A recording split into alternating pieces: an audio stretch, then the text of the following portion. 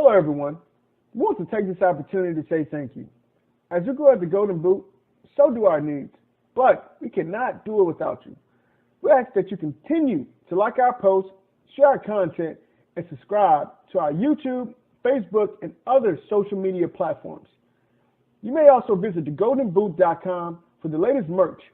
If you would like to make a financial donation, you can do so through Cash App at @Golden Boot or through PayPal at paypal.me/Golden Boot.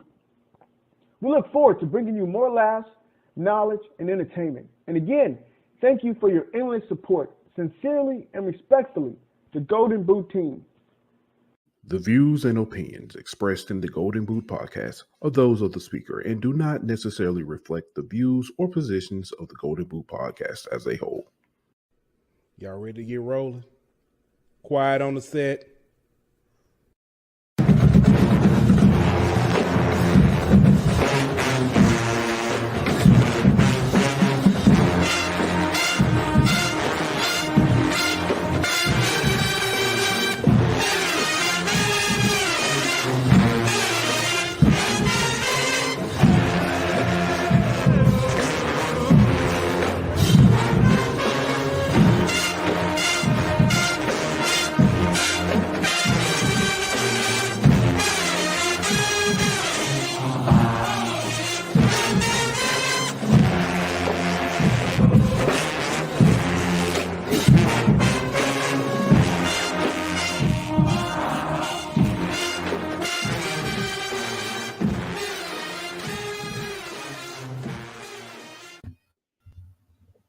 Hey, welcome back to another edition of the Golden Boot. It's your boy Pooh Bell. I got my man Aunt Petty Murphy in the building. Got Daniel D. Williams in the building. And it is senior night week, UAB week. We got a special guest will be joining us later on in the show. Special guest. Make sure I emphasize the S. Guesses. With that being said, first off, good evening, fellas. How we doing? What's happening? Wonderful Thursday evening. 2 days. Last home game, man. Senior night, last one of the season. Then we'll travel down to the College Station. Station. Take on the Texas 3-7 Aggies. 3-8. Texas 4-8. Maybe are we giving them too much credit saying they're gonna beat UMass? Man, they don't beat UMass now. Man, I don't know, bro. If they go 3-9, we making shirts. I'm putting it out there. If they go 3-9, we making shirts. The 39ers. I love it. But fellas, Harold Perkins Monster. continues to be recognized for his heroics on past Saturday, the flu game. Go check out, our show from Sunday. We talk about it. But Harold Perkins was named the Bednarik Award Player of the Week, the SEC Defensive Player of the Week, and the Walter Camp National Player of the Week. I feel like that still ain't enough awards. Hey, I don't know. Have they put out a buckets list yet? Yeah, a semifinalist. Is he on that list? He probably ain't on that. So. I don't think so. But did y'all see the SEC took one of his sacks away from Saturday? Really? Yeah, he only had. Yeah, they said he only got 3 sacks officially from Saturday. Really? What? I did not see that. Yeah. So that's just in the SEC or is that national? No, that's official. Official. The conference. Yeah. Let me find it. Y'all keep going. I'll find it. Wow. Which sack was that? That's what I'm trying to figure out. Which one wasn't a sack because they was one of the ones when he was running. Let me find it, bro. Hold on.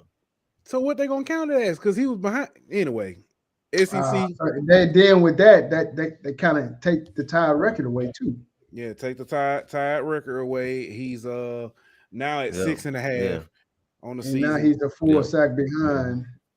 Yeah. So anyway, he's not the lead. Let's see.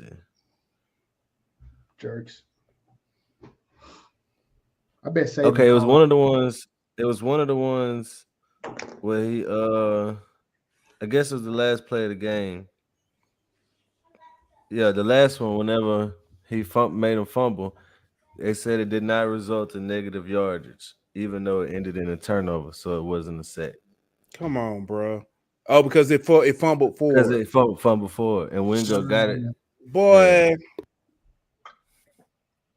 So they were as a result, Arkansas was given positive rushing yards on the play, negating the sack, and he was only credited with a forced fumble on the play. That's crazy. Well, He did not receive credit for a tackle or a sack. Well, he got to do it again. So now he still has 8 tackles because they gave him another one after review, but 3 sacks, 2 forced fumbles on the game. Yeah. He still leads the team with 6.5 sacks, though. How's that not a? I don't know. It's a college rule, bro. It's a college rule, bro. That is the. If it was the NFL, it'd be a strip sack. But college rules, it's not. So I don't know, but yeah. There you have it. Jason Brumfield said the record holder called in a favor. They exactly what Arkansas actually was the one who submitted it because they felt like they shouldn't have been given a sack since they didn't lose yardage in the SECs. Yeah, Are you serious? How petty is that? You know what? Next year. That's petty, bro. Drop 75 on their ass. I'm sorry. I shouldn't start that this early. Hey, that's petty. Drop 75 on them. That is the pettiest thing I have ever heard. All right. So as the article says, as Arkansas submitted their stats, the NCAA flagged them, and that's what that's the reason why. As Arkansas submitted final stats through a computer system, the NCAA flagged them. The rushing yards weren't accurate because the sack was incorrectly given on the play that did not result in negative rushing yards. So, yeah. Oh, man. All right. JD5. I'm going to move on. JD5 was named to the Davey O'Brien and the Walter Camp Award semifinalist list. Yep. Kudos. Good to see him getting recognition. Yeah. I guess this question is and I does he still have a chance to make it to New York? I doubt it. After Saturday's performance, I think I think he already had it. Yeah. I think he was already borderline, like 5, 6. You know what I mean? And then after last week, I think that kind of knocked him out.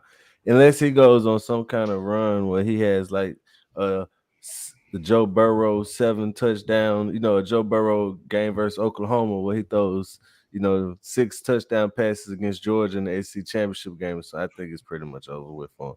But I mean, that doesn't take away from his season by any means. Just not at all. Get invited, but I just think his outside chance to make it to New York is kind of faded. What?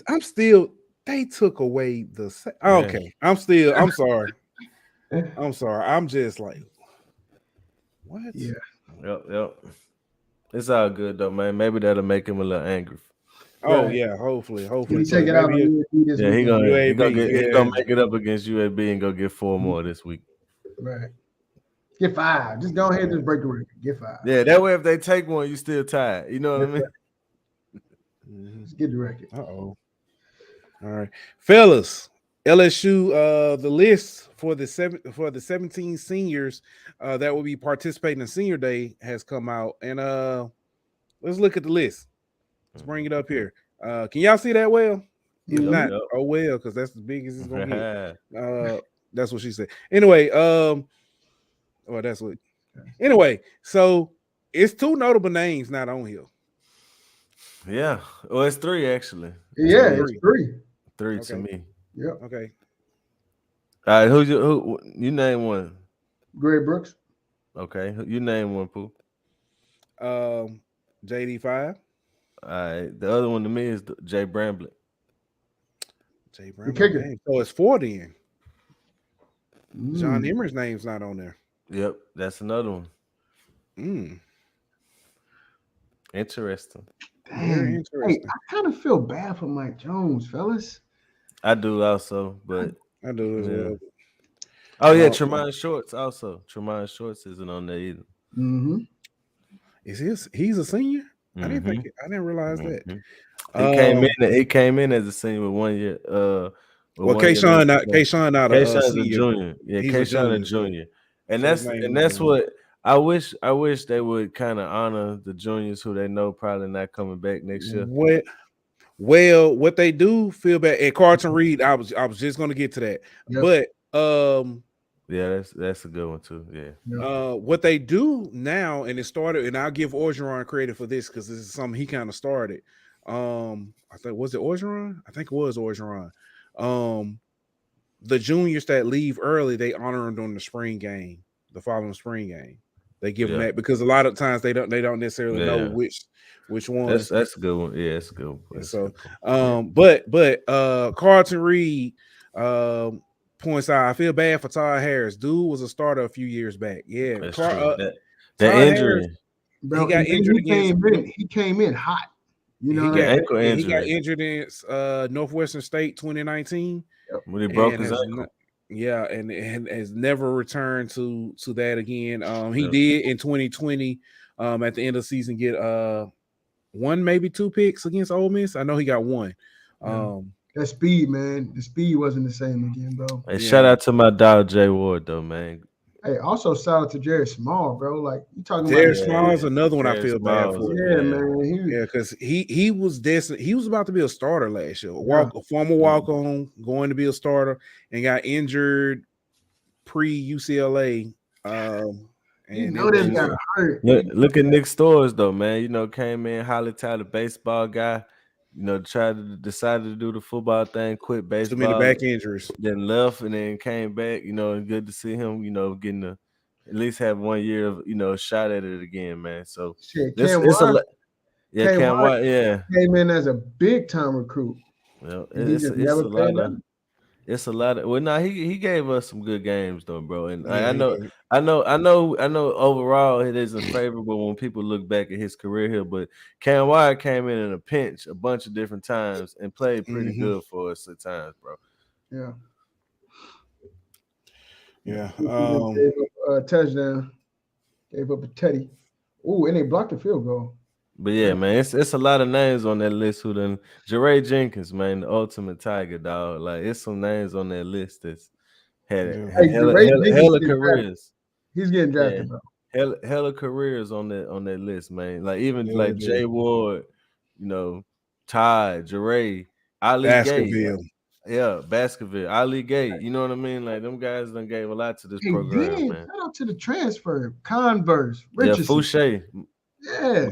Makai Gardner, right, man, balling this year. So shout out to wide receiver Francione. That's one that Evan Francione.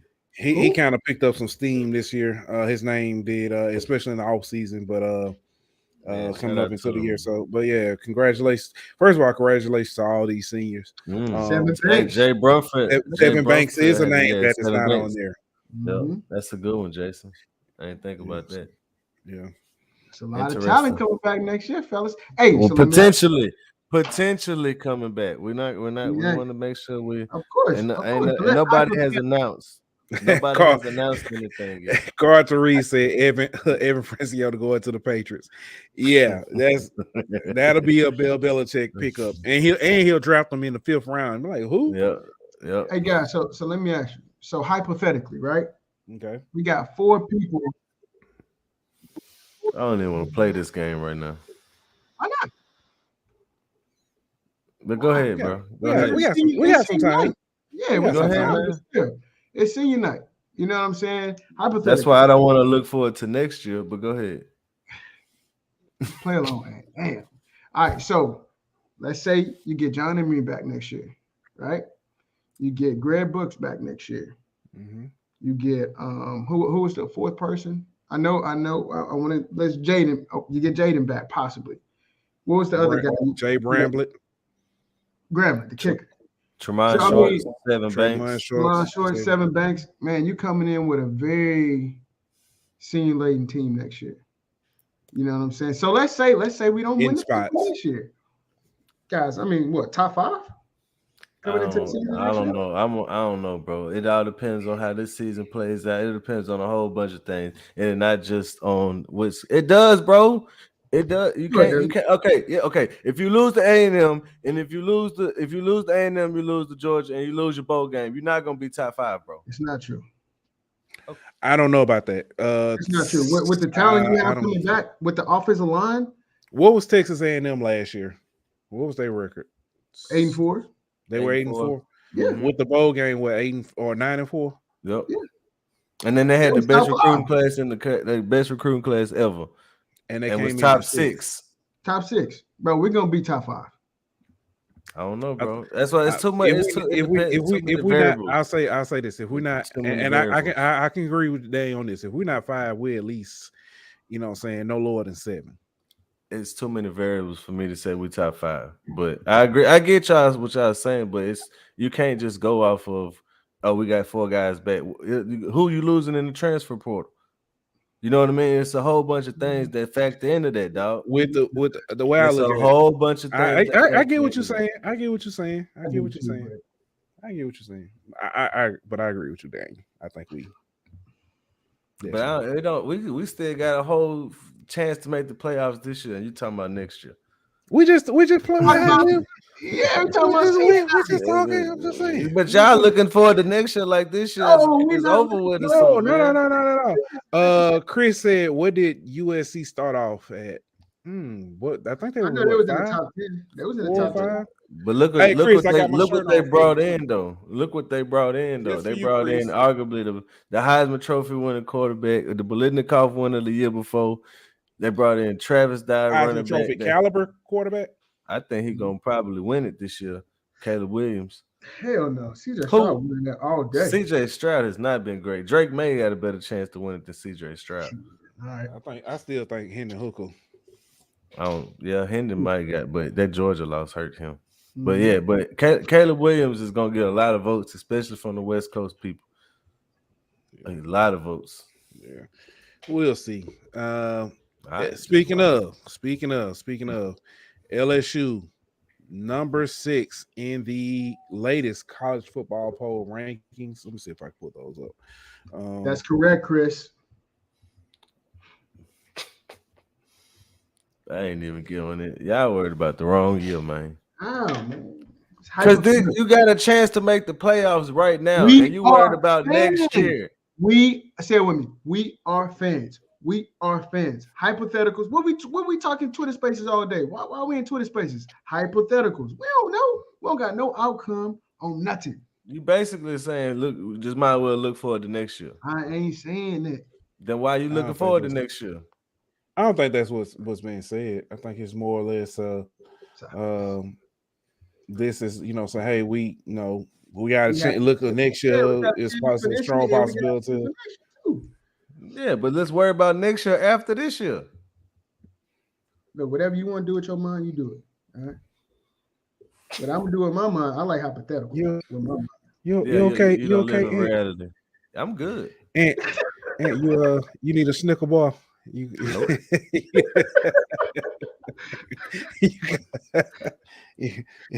I'm good. You being a little grumpy-ish. You being a little. I ain't gonna call one of them reporters. One of them one of them LSU reporters. I ain't gonna say their names though. Nah, see it. No, I was just playing. But hey, let's break up the rankings, man. College football rankings for this week. You got, of course, the top 4 didn't. Actually, the top 5 didn't change.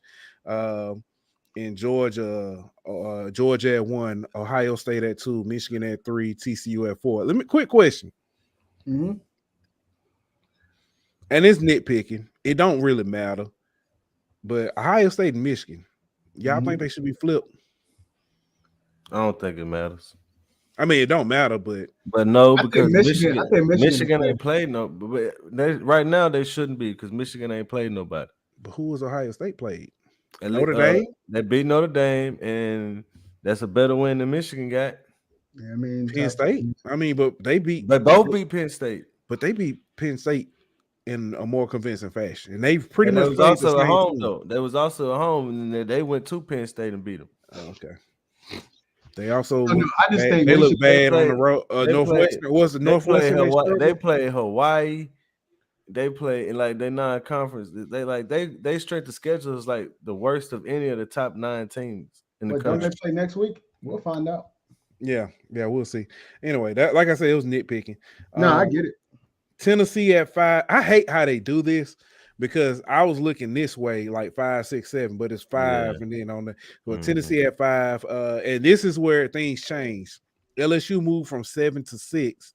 USC is at 7.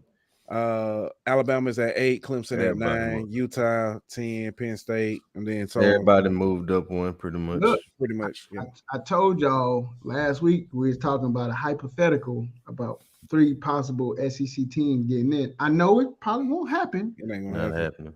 But it's not happening. A lot would have to happen for that to happen. You would have to have Michigan would have to beat Ohio State. I think Ohio State would have to beat Michigan, and then Ohio State would have to lose in the championship. No, I don't think you necessarily need that. What you need to me is you need Ohio State to beat Michigan. You need TCU to lose twice. You need USC to lose to UCLA, and then you need Utah to lose in the Pac-12 championship. You need Clemson to lose again to what North Carolina might jump you in. But I think you need TCU to only lose once. Nope. TCU one loss. TCU got pretty good. They do have one loss. TCU one loss. TCU as a conference champion getting in over Tennessee. Yeah, but it's a lot that have to happen for that to happen. Yeah, I just don't see any way possible 3 SEC teams get in. So with that being said, for LSU, a lot of people are saying that even if LSU wins out, that Tennessee will still jump them because Tennessee beat them head to head. Is there a path for LSU to the playoffs? Heck yeah. You got to beat the shit out of Georgia. I don't even think you got to beat the shit. You just got to win. If you got to beat them convincingly. No, you don't, bro. Chris said, "Hell no." To which part, Chris? No, I think you got to beat Georgia convincingly, in my opinion. I don't think you got to beat them. I think you got to win. You got to win out. And when you say convincingly, let's say Georgia wins by Zion's at the LSU game. If you got LSU beats Georgia by a touchdown, right?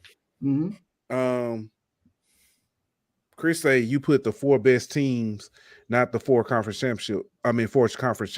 Okay, but why would LSU not be one of the best teams? At this point, if they went out, they will have beat Ole Miss. Yep. I'm looking at this. They will have beat Ole Miss, Alabama, Georgia. That's it. That's it. That's currently ranked. Georgia will have only beaten Tennessee. Right. That's on this list. Ohio State will have beaten. Let's say they win out. Michigan, Penn State, Notre Dame, and Notre Dame. LSU beats Georgia. Does Georgia still get in? Yep. Yeah, I think Georgia can still get in. Well, because they're the best team in the country. Because the eye test, like y'all. Oh, he said he's talking about TCU, but TCU got a decent resume though, Chris. Y'all looking at all off records and stuff. Like eye test matters too, bro. And Georgia has the best team in the country. If they lose, as long as they don't, if you blow Georgia out, is the only way Georgia's not getting in, bro. You got to blow them out. That's what I'm saying. Georgia's getting in if they lose to LSU, and it's a close game. I'm gonna be honest with you. There's no way it's a close game, but here's the playoffs. But this is the thing about Georgia. I'm not disagreeing with you on that. LSU wins out, they getting in. I'm not disagreeing with you on that. Here's the thing that bothers me about Georgia, though. Georgia, and I get it, tough team. I mean, some teams are going to struggle, but Georgia has struggled against Kent State, Mizzou, and there's one more game that they struggled. They ain't necessarily struggle, but Florida gave them actually a run for a while, and it's I can't even. Yeah, but they dominated Tennessee. They dominated Tennessee, right. And it's like if you look at their tough games, they dominated Tennessee. Yeah, they struggled against Kent State. That's true, but they won. They struggled against Mizzou, but they won. They win. Like that's the thing. Like you can't. So if they lose a close game to LSU, they getting in. They the defending champions too. Like y'all got like that.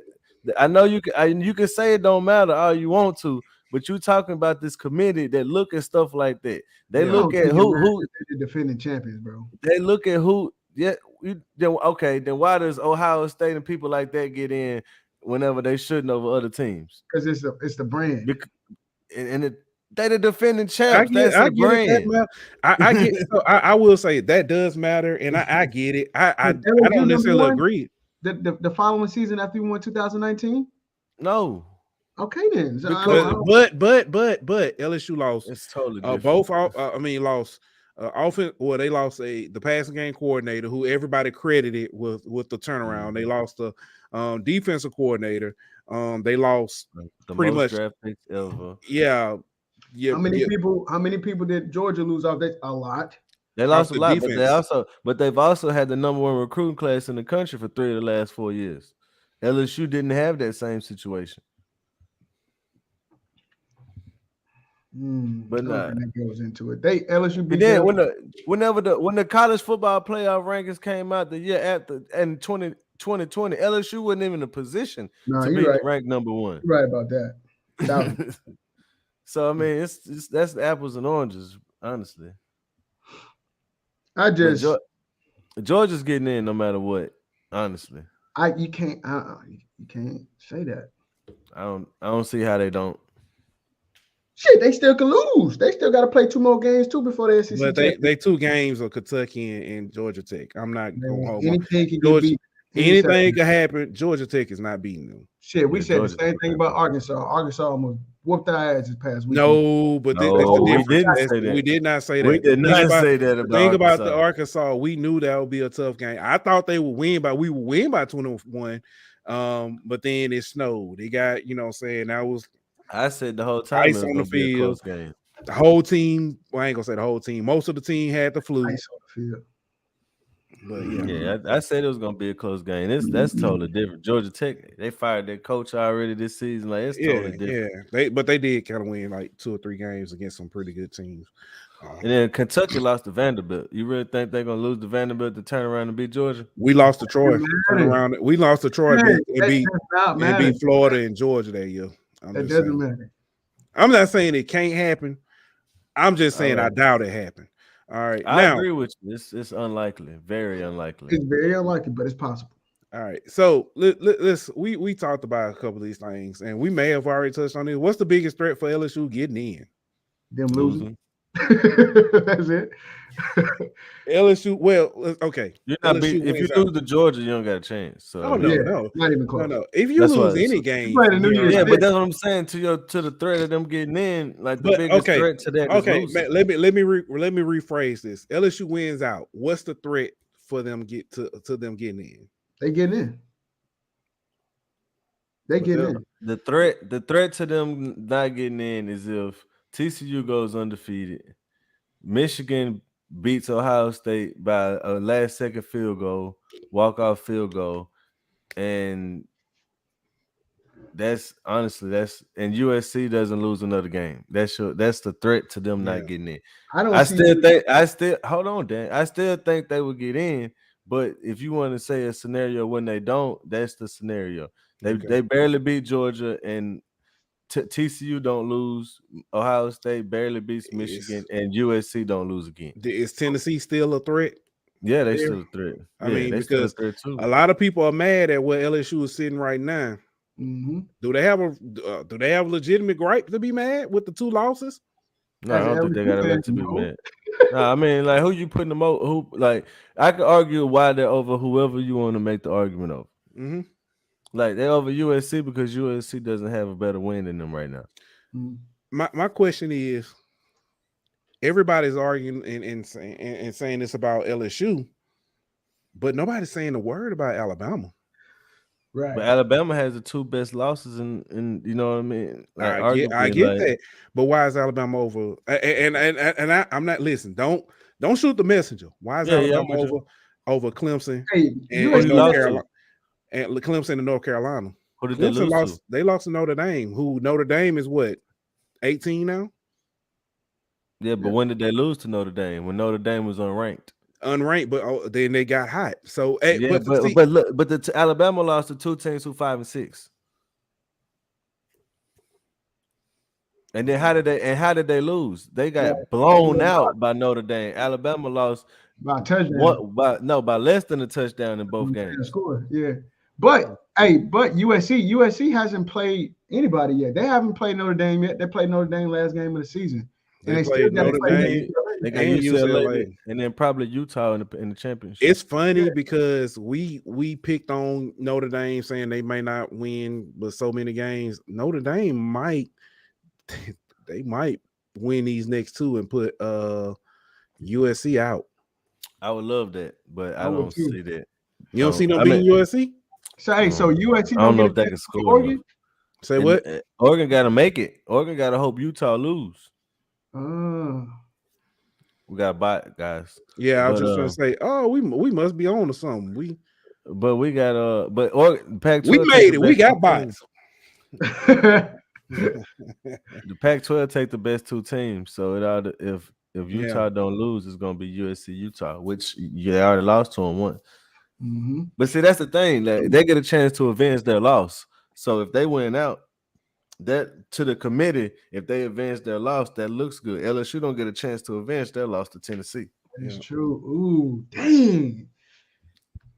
Yeah, that is scary because they still got to play UCLA and they got to play. So if they beat UCLA, Notre Dame, and Utah, they jumping us.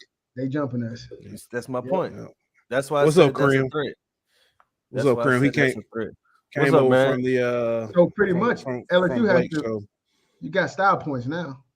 Yeah, that's why I said you got to beat Georgia convincingly. That's why I said convincingly.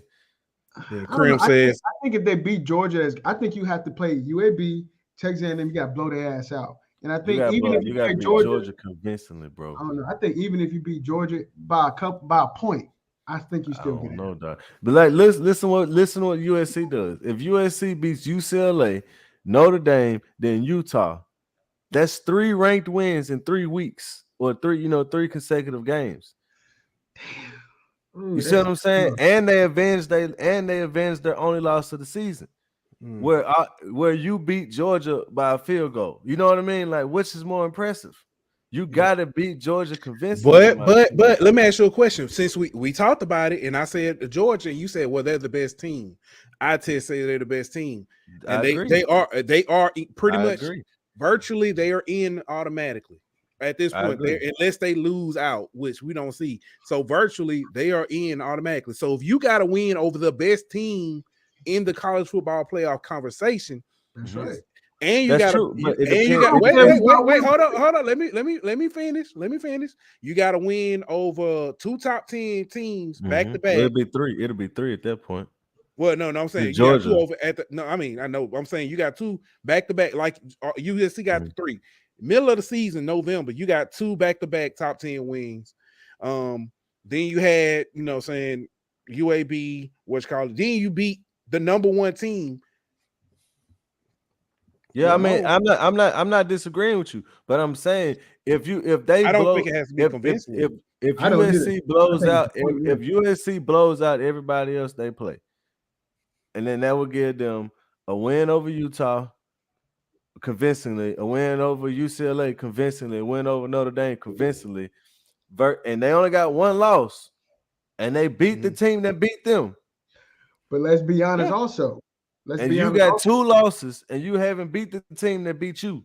I know we're gonna talk. I got USC losing this weekend. I mean, yeah, you want to play hypotheticals? We playing hypotheticals. That's true. But we know USC to me, honestly, is 2019 Oklahoma. Great offense, terrible defense. But we had I get that. I get what you're saying. But Jason said that Utah win would be overrated. I disagree because they still a top 10 team right now. So if that Utah win overrated, then is LSU's Ole Miss win overrated? That's a good point. Or the Alabama win. Yeah, you see what I'm saying? Like, Alabama almost. Alabama they're 2 losses. If Alabama loses to Auburn, you know what I mean? I mean, Alabama got some shaky wins on they got some shaky wins on their resume too now. Yeah, they don't really have a great win. Their best win is Ole Miss. Right. And Ole Miss wasn't a top 10 team at the time. Exactly. And they won a top 10 team at the time. Right. That was number 12. So I mean, A lot of football to be played, man. It's gonna be. Right. This is the best year for for the people who wanted to expand the playoff. This is the best thing that could have ever happened to them was this year right here. That's right. I still don't say 12. It should have been 8. 6. I agree. I like 8. I agree with you, but you can't after this season, you can't sit it and say 4 teams is working. You know what I mean? You can't agree. You can't. Yeah, you can't. Agree. So this is the best thing that could have happened was for this chaos to happen. Right. Yeah. We'll get there, Adam. We're gonna put that on ice. Hey, like and share, please. Yeah, so he says, does USC have any top 10 wins at this point? I think their best win is like 13. No, they or something don't. Like that. Utah, I don't have to pull up that. Utah's the only one. No, they lost to Utah though. They don't have any top 10 wins at all. So they don't have a ranked win? 25 wins. No ranked wins at all. What was that? They don't have a top 25 win? Wow. Nope. Wow. Okay. Well, I did the changes. I thought they had a ranked win. Nope. So if they win 3, there's 3. They have 3 ranked wins, but none of them will. Maybe one will be top 10, and LSU have 3 top 10 wins. So that would be your trump card right there. Pretty much USC. If USC wins out, UCLA, Notre Dame, and they win the Pac-12 championship, they get in the playoffs. No doubt. They get over who though? Over who? Over us. Over Tennessee? If who? Oh, you think over us? You said if USC win out, they get in? Yeah. Well, hey, honestly, dog, Georgia might not make it. So I do want to point this out because as I was looking for this USC, what's called strength of schedule, Tennessee is number 3, LSU is number 11, TCU is 38, Georgia 44, Clemson 55, Ohio State 60, USC 65, North Carolina 75, and Michigan 82. Ooh. Yep, Michigan the worst. Michigan got to win to get in. So if they lose, they done. Of the teams with a in the playoff conversation right now, you got LSU is number 2, strength of schedule. Yeah, yep. And it's only gonna get better when they play Georgia. Yeah, so yeah, we do got one eye against backstage. We'll get y'all up in a second. Let's finish this out, man. Finish out this LSU talk real quick. Before we get on the UAB. What does LSU need to improve on this week to compete nationally? Style points. Yes. They need to start. When you say compete nationally, what do you mean? I mean, with competition in the building. Nah, just stop. 2 for 2. But as far as I guess what does LSU need to work on to when I say compete nationally? I guess this question should be, what does LSU need to do to look like a playoff contender? You need to let that thing rip. Play like you did versus Alabama, versus Florida, you know what I mean, in Ole Miss, like in that 4. Honestly, like you did versus Tennessee, but put points with it. You know what I mean? Like that 4-game stretch right there where you threw for 300 a game, JD ran for another 80 or whatever the case may be, and you didn't give up any points in the second half. Like that's the type of we need to see for the rest of the year. Right. All right, fellas. We gonna say the game plan talk for when our guests get on here. All right, ladies and gentlemen. Some of y'all may not know him. We do. It's our good friend over at the Content Factory, the Dummies. We need to do this like the Bulls used to do. Boom, boom, boom, boom, boom, boom. We're starting lineup. And now, hey, I don't know. So I'm gonna have to ask him: was Scooter number 16 and Hootie number 10? Hey, have we ever had 2 guests on the show at one time? Standing 6'6". We have. We had from North Carolina. Went down south football, but coming up for us, you know what I'm saying? From former UAB QB Chris MF'n Hootie Williams, and also Mastaki Stock Williams. Welcome to the Golden Boot. Thank y'all for joining us. What's good, fellas? I like y'all boys' presentation, man. Hey, I love the piano in the back. You can tell who don't know how to be on Zoom or something. No, I ain't at home, man. I'm on the road, man. That man got a whole mansion behind him. I just walked up, man. I want y'all to see all of this back here. You know, we can enjoy this together one day. He got us on MTV Cribs and stuff. I was just gonna say, I don't know if that's Lifestyle of the Rich and Famous or MTV Cribs. I'm used to Zoom. He got a beat, man. So you gotta. He got a beat. It's definitely MTV. BT how I'm living now. It's BT how I'm living, man. This is where the magic happens. Right, exactly. Right over on that sofa back there. Hey, welcome, fellas. Thank y'all for joining us. Thank y'all for having us. Hey, so for Golden Boot fans, when I told y'all at the end of the first episode, we shouted out, you know what I'm saying, some people, you know, some who are instrumental for us getting started. These two guys with the Dummies podcast are part of it. They made, I said it, I told Stop before, y'all made me believe that, okay, yeah, I can do a podcast. Y'all make it look easy. You know what I'm saying? It ain't.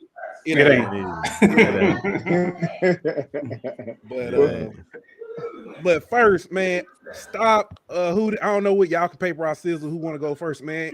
Tell us about yourself. Tell us how you know what I'm saying. How you know what I'm saying? How'd you end up at UAB? I'll let Star go. Go ahead, Star. Man, it was a journey for real. Like, you know, like the recruiting process originally, like, you know, I was looking at mainly SEC schools. And at one point I was really like set on thinking it was gonna be Auburn. But I ended up I mean, here you know this part, but like in high school, I really didn't do what I was supposed to do early. And for a lot of athletes out there who don't know, like if you don't do what you're supposed to do early and you don't have any advisors, anything that catch it, that could hurt you later. Mm-hmm. So I ended up being what's called a partial qualifier, or Prop 48. So I couldn't qualify for Auburn, but to make schools like UAB and those Conference USA schools at the time more competitive, they can still go after those kind of players. So it fell down to like UAB, Southern Miss, South Florida, Central Florida. And I took a visit to Birmingham, man. I love the campus. I love that it was in the middle of the city. I had friends and family kind of around the area already, and so I just made it. It just felt like home, so I just picked UAB. All right. I had put you on mute. My bad, Hootie. You good? I put you on mute just for the sound. But go ahead, tell us your story. So hold on, I do want to throw this out there. I am upset with you. I don't know what I do. I don't know what's the reverse. Yeah, because you picked Alabama. You said it's reverse fandom. So, and I was like, what in the world is reverse fandom? Never again. But nah, for those. But that's also going to be a bad thing this week because this week I picked us to make the playoffs if we went out, but Stock said it was crazy, and that's what a reverse fandom might not work. Gotcha. So in the opposite direction. But that's cool that you muted me because we got a little background noise. So sorry for that, man. Fresh off the road, man. You good, man. Cool. Fresh off the road, man. Just came from Birmingham, sat in traffic for about 2 hours, just sitting there. But how did I end up at UAB? Going off of what Stock said, man. I didn't do what I had to do early, but I really wasn't even thinking about college until after my senior year of football. Like I wasn't any big recruit my junior year. I played about 4 or 5 games my junior year. Played subtle, but then our offense it changed. It became something different. It became a monster my senior year. And so I ain't really get too many offers until after the senior year of my football season. And I was an athletic quarterback at that time. I was 5'11", 195. Nobody don't want me to play quarterback for him. And that's cool when I get it 195. Boy, that's been a minute ago. But I don't know if you're 5'11", though. You a hater, boy. I'm 5'11" and 3/4. Give me my 3/4. I want all 3/4. I want all of them. 5'8.5". 5'11", 3/4, boy. Hey, listen. If Bryce Young 6'1", Hootie definitely about 6'2", 6'3". UAB listed me as 6 foot, so There you go. Hey, I believe it. He did, man. So Measured you with your spikes on, huh? LSU was recruiting them to be the long snapper, man. Nah, it was cornerback. It was them and Tulane because they had these 6'6", 6'7" quarterbacks at the time. So they recruited me, but to play cornerback. I'm like, man, I'm not going to tackle nobody in the SEC. Are you nuts? No, I'm good, man. I'd rather slide. I'm going to slide, man. Let me go run and slide. I ain't going to tackle these niggas, man. I don't even want to tackle Rohan Davey, let alone the running back. So they recruited me to play quarterback. I took 2 visits. I went to Arkansas State first. And it was in the middle. No offense to Arkansas State, but it was in the middle of nowhere. It was in the middle of nowhere. They had a Walmart and a steakhouse. I don't remember the steakhouse, but that's where we went to eat on the visit. And that was all they had. Man, it was in the middle of nowhere. And I went to UAB. And before I went, I was like, I really don't want to go here, man. It's Alabama. It's the middle of the country. It's gonna be boring. And I got there, and it was the city. You know what I'm saying? It was the city. It was the city lights. It wasn't from mom's flight to travel to Atlanta. 2 hours from Atlanta. 5 hours from home. Then that was at the time. I was going home. Sorry about that. Yeah, I'm sorry. That was at the time I was going home. Where you from, Stu? Where you from? Okay. I'm from New Orleans. New Orleans. Okay. All right. That's where I'm at right now. I'm going to the LSU UAB game tomorrow, Saturday. Nice. So yeah, I just got down here. But yeah, man, I got to Birmingham and I didn't pick UAB, man. My mom picked UAB. Because she drove, that's when we had the MapQuest mess. Had to print the directions out. Oh, man. Right. And we drove, me and her drove there. We got lost downtown on University. But we had a good time, man. And they treated her right. They treated me right. And she picked it for me. She was like, you going here, I don't care what you say. I was supposed to go to Southern and then like New Mexico the next week. She was like, you ain't going. Okay. Oh, wow. Hey, that's you said MapQuest, so oh man, you ain't living if you ain't never had to be Siri. You know what I'm saying? I remember read them words out. I went to DC with my daddy. I don't know if he watching. He was like, how far we gotta go? I said, you have 18 miles to your you put that voice in. Hit a right. Then you better than me. I went to sleep on moms. Me and moms, I went to sleep. But yeah, nah, you can't slip on them old school directions. What? MapQuest? You'll wake up, be somewhere else. Middle Mississippi. Me and my mom's in Dallas. I fell asleep. We was in Oklahoma. Oh man, I swear. Oh man.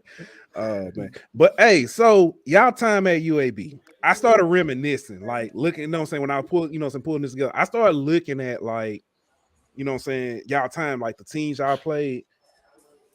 Y'all had wins against like 2004 specifically, Baylor, Mississippi State, TCU. Now TCU wasn't in the Big 12, but still it was TCU. You know what I'm saying? Then I look back year before that, y'all beat Mississippi State again. No, I'm sorry, not Mississippi State. Y'all beat Baylor, but then y'all had a season where y'all lost to Georgia by 3 points, lost to Tennessee by a touchdown. Y'all lost to Oklahoma by a touchdown. Stock, I know you always talk about this, but I'm gonna go ahead because you gonna play. I was telling people about this. I remember, so this was fun, but I agree with you. Everybody looking at this, UAB got robbed too. Y'all feel like LSU. I know it. This was clearly a fumble. They gonna show it again, and y'all would have took the lead. I already know it. All right. Look at you hyping him up, man. You hyping him up, man. Hey, where you? Oh, see. Hey, on the replay, that's clearly a fumble. Easily. That's clearly a fumble. Fumble. Yeah. Clearly a fumble. So I know. Y'all call 50 Cent, man. I need my movie, man. I need my series. I need my series on that. Just make sure I'm on. But yeah. So y'all time at UAB is y'all UAB has always played tough. Don't matter who the competition is. Tell us about the culture when y'all was there. I mean, for me, especially when you go back to that 04 season, I think one of the reasons we were so successful and we played so many teams good was because we had, like, top to bottom, we had a roster full of, and I hate to say it like this, but like a lot of people were, okay, I was going to South Carolina, I'm going to Clemson, but I got hurt, and then I You know what I'm saying? So our whole roster was loaded full of players like that. And at the time when 04, I was like, I think that was our sophomore year. We didn't start, but we played special teams. And we really did love playing on special teams. Like, that was the only time kickoff, punt, and punt return was the only time I was going to get on the field. So we made sure that when we was on the field, we went hard. So when you got good starters in place and you got players who look at special teams like you were starting, I think that kind of helped kind of solidify our game when we played on the field, and then we had some good players, man. I remember they had a write-up in the paper. I want to say we lost a lot, a lot of games, but we were, like you said, like it'll be 1 point, field goal, missed field goal, or fumble. We lost like 7 or 8 games over a 2-year stretch, like less than 2 points, so they were always close games. And it was just a good run, man, to be honest with you. Yeah. Hold on, my bad, Hootie. My bad, Hootie. You good? You talked about that. You ain't talk about SEC caliber defensive back we got over here. So I ain't know that story. You gotta tell can't get right that one because I don't know if he knew that one because he always mess with you about your quarterback. You don't. I ain't gonna waste my time telling him nothing, man. He gonna forget it as soon as I tell him, man. But when you say that, going back to what you said and what Stock said, those close games, as well as you mentioned the Georgia game, my 3 points. That was my freshman year, the first game I started. You know what I'm saying? The first game I started as a quarterback, Darryl Hagney got hurt the week before against TCU. The week before, he broke his hand. So my first game start was against Georgia, at Georgia, in front of 90, 100,000, however many thousands it was. It was a pretty good game, man. And we lost that game by 3. We almost pulled it off. But for me, that's the game I always go back to, always remember. I think that's the picture you got. It might be from there that you had on. I like to bring out that you brought us out to, too, man. I told Stock, too. I said, y'all old, because on the picture I can find was black and white. It's almost gray. It's gray. It's a little gray. He tried to put us in them Herschel Walker helmets. Right. The soft helmets. 1906s. But man, my time at UAB, man, for me, and I always said, and that's be the argument that PWI, HBCU, to me, man, UAB was HBCU, man, because that's the only pockets we really hung in. It was always don't get us in trouble, Hootie. I'm not. We do an HBCU show. Don't get us in trouble. We're gonna start some controversy for y'all. Yeah, they're gonna be like, y'all was not an HBCU. I know we weren't, because when I went to these classes with 300 people, I saw a lot of mix. But as far as the corners you hang in, you're gonna find your people. You know what I'm saying? And that's the atmospheres we were in. But for me, UAB was cool, man. It was better than what I thought it would be going there. I thought I was going to some in the middle of nowhere country town with a lot of just all white people. But I got there, enjoyed myself, man. And I wouldn't change it. And I always say that. That's one thing I would never do. I'm not going to LSU to play cornerback. I would never change that, man. I'm going back to UAB. And you talked about UAB. We used to joke and call UAB Bishop State North, because it seemed like everybody from home would go to UAB, but the camaraderie I see, you know what I'm saying, out of everybody who, you know what I'm saying, from Mobile who went to UAB and stuff. But yeah, go ahead, Stock. Yeah, we was loaded up there as far as how many people, went there, like just even regular students, not even just athletes. But one thing I wanted to say, you had brought up UAB and who we played, like the Memphis, the Cincinnatis, the Central Florida, the real conference USA, Louisville, who else? Like TCU. A lot of those teams, they were in Conference USA, and we were beating them handily, regularly. Baylor, we beat them. And I'd be crazy if I don't come on here and say this part of it, but like, it was kind of systematic, kind of when UAB kind of had their little issues, because Alabama. You guys went on the. You guys had probation, right? No, we didn't get it. We didn't have no probation. No. You talking about? He talking about something. He talking about more recently, whenever the program got disbanded. Yeah, I was just saying the trajectory of where UAB was headed was right there in line with those programs that we're seeing, the Cincinnati, the Louisville. We was about to. What you saying, Scott? Part of the problem. So what you're saying is the reason why Alabama, why y'all played Georgia and why y'all played Mississippi State, but why y'all didn't play Alabama. That's what you're saying. Oh yeah, that they ain't gonna play us. They ain't playing us. And I know he got a part in it, and I will get to that, but it's a reason why that kind of happened and why it looked like that. And it was deeper than what a lot of people realize, but we'll get to that part of it. Yeah. Go ahead, man. I got a quick question for either one of y'all, Stock or Scooter. Man, tell us, because you guys played in a lot of close games whenever you guys were in college, and you played against big programs. So what does it feel like as a player walking into a stadium with 100,000 plus fans screaming at you, and you probably see, you got your fans there, you're the visiting team, but what does that feel like, that environment? What's going on? It's amazing.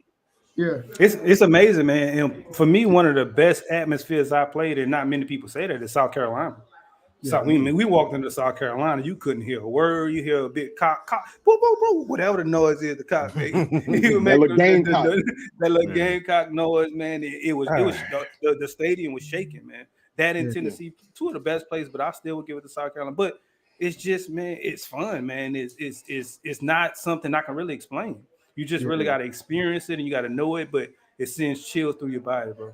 And anybody who's been on the stage or any that atmosphere like that, they're gonna feel it. And it's just something that you can't really explain. I don't know. And it's exhilarating. Like he's saying, picking up off of it, it's exhilarating, man. Like it's what you like as a kid, you grow up, wanting to do one day, like be in front of thousands of fans or knowing that game is on ESPN that day, or it's the only game on at that time. And your people hearing, and you make a tackle, and you hear, Mastaki Smith on the tackle, and the TV announcer probably saying that same thing. So be like my mama saw that. Yeah, but for my girl, the girl that right. But no, like honestly, like it's crazy. Even in that moment, though, I'm grateful because in a locker room, I used to always be like super grateful for being able to have that opportunity because I played ball with a lot of good players. And everybody wasn't fortunate enough to be in that situation. So when you go play the people like the Tennessees and the Georgias, you just want to kind of show that you belong there. Like, I know how to play football just like you. There's nothing really separate us more than the depth, or the name on the front of that jersey or that helmet. So, every time you line up with those kind of people, you want to go out there and show that you play football just like they do, and you want to match up and see how you match up. And it was always good to go against those SEC linemen, playing Florida State, ACC linemen, see how you measure up. Them boys pretty big too, I ain't gonna lie. Them boys pretty big. It's big fellas. Yeah. So we touched on this a little bit before when the program shut down. I know y'all weren't there. But I know as alumni, I know y'all are still kind of active, being around the school and stuff. It was a big deal for the whole state of Alabama when the program shut down. Because as I mentioned, I joke and say Bishop State North, but it's a lot of people from Mobile were hurt by that. There's a lot of people in Montgomery, a lot of people in Birmingham, Huntsville, all over the state were hurt by the shutting down of the program. I always say, because y'all are part of the Alabama system, the actual University of Alabama system. Yeah, it's University of Alabama of Birmingham. Like it's in Birmingham, but it's Alabama system. Yeah, it's their system. Y'all, I know Alabama has a thing, they don't play any in-state schools outside of Auburn. If they had to play y'all in a game, that money stays in the house, the funding is there and stuff. I always question that, but recruits. Yeah. Wow. What was it like? What was it like? Oh, my bad, I'm sorry. No, you good. I was gonna say, what was it like just, when they shut down their program and stuff, because like I said, everybody, I can tell you how everybody else felt, but I never thought it should happen, man. In being on behind the scenes of it, you hear it in just conversations within us. We're like, man, that's not going to happen. There's no way possible. Well, why would UAB be leaving? And just a few years ago, we went to a Hawaii Bowl. This just happened. You know what I'm saying? We still successful. We're doing a whole lot better than a whole lot of schools within this state, within this city, within this area. Yet that happens to UAB. That just made no sense. And I didn't get it. And I think that everyone saw that, and that's why there was a big outcry, a big outpour about it. And it was all over the place because they saw that that's not the school that should be going away. We're more profitable than a lot of schools that just hanging around and losing money for 30 years. Yep. Yeah, they still have a football team. You gonna put it on money? And just speaking off that profitability, like while I was at UAB, I was a member of SAC on the Student Athletic Advisory Committee. So I used to get to sit in the meetings with the AD, who happened to be our head coach, and I got to see like the budgets and the ins, the outs, the inner workings, the idea of the stadium that they finally got in Birmingham. They used to show us that when they was recruiting us to come to UAB. Hey, we finna get a stadium. So a lot of these facilities and things were thoughts even way back then. And so when they shut down the program, it wasn't shocking because it was something they've been wanting to do. UAB was never supposed to field any competitive sport. It was only supposed to be a research and development school. It was supposed to be for the medical center. And so the fight was always between Val Bryant and Gene Bartow because he started the basketball program, and it wasn't supposed to be this. And nobody wants to compete with the crown jewel. Alabama, we all know, in the state, even over Auburn, is the crown jewel of the state of Alabama. It just is what it is. And although people say, oh, well, Alabama got more money and they got a bigger budget. Yes, this is true. And how can little old UAB compete with that? All you have to do is look over to Texas. When you see the Texas Longhorns and Texas A&M not so good, and Baylor had came up, and TCU had came up. Alabama couldn't afford that. They don't want to see that. They don't want to see their second string players deciding to, well, let me go to UAB because they're just as competitive. So like Hootie was alluding to. Oh man. Froze up. He froze up. The nation look and see, well, what's going on with these budgets? And if you looked at any of those budgets, it was like 30, 40 different programs on the football side operating in the red. Auburn being one of them. Every year. Wasn't Auburn one of them? The thing that they don't tell you is that almost every program in the country, if you look at just the football, most of them are negative. But football feeds the other program. They feed swimming, they feed archery, they feed tennis, they feed that. So yes, then you start going in the red. So when they did it and they had everybody look at it, it was like, wait a minute, I ain't right about these numbers. And that's now why you're seeing the resurgence of UAB. You can't stop it now. You can't stop them from getting facilities. You can't stop them from getting stadiums. They've raised, they had like a surplus of $36 million before they opened up the doors when they came back. So now they kind of made it worse by trying to squash it. It kind of made it worse. Now it got better. Now it got better. It made it better. So thank y'all for that. Coming out of it, they won three out of 4 championships or something like that. They're competitive. Right before they started getting competitive again. Yeah, they won. I mean, they won 6 games the year before they disbanded the program, and then then they brought the program back, and they've been bowl eligible. I think it was 4 out of 5 years they made a bowl, and they was bowl eligible the year they didn't, but that was the COVID year. So I mean, Bill Clark had that thing rolling, bro. Yeah. And so I mean, and he created a monster down. And see, I'm right up the road from Louisiana Tech. So I done seen, what Bill Clark done did. Y'all done beat Tech in conference championship game. You know what I mean? I done seen the monster that he created down there. You know what I mean? So I never, even whenever it happened, y'all was in Conference USA, so it was a ripple, throughout the conference. But it never made sense to me then because y'all got buy-in from the community. Y'all got everything a small college really needs to succeed, and then they just we done. And then a year or two later, they bring it back, and you see the results, bro. You see what UAB could be whenever they give them a chance. And it was all kind of assessments being done even back then, man. Like they were saying that, hey, part of the reason why they're not fielding as much fanfare is because of where the stadium was located. Hey, part of the reason this looks bad, you got them in a 60,000 seat stadium, and they're only averaging about 25 to 30. We need to shrink the stadium some.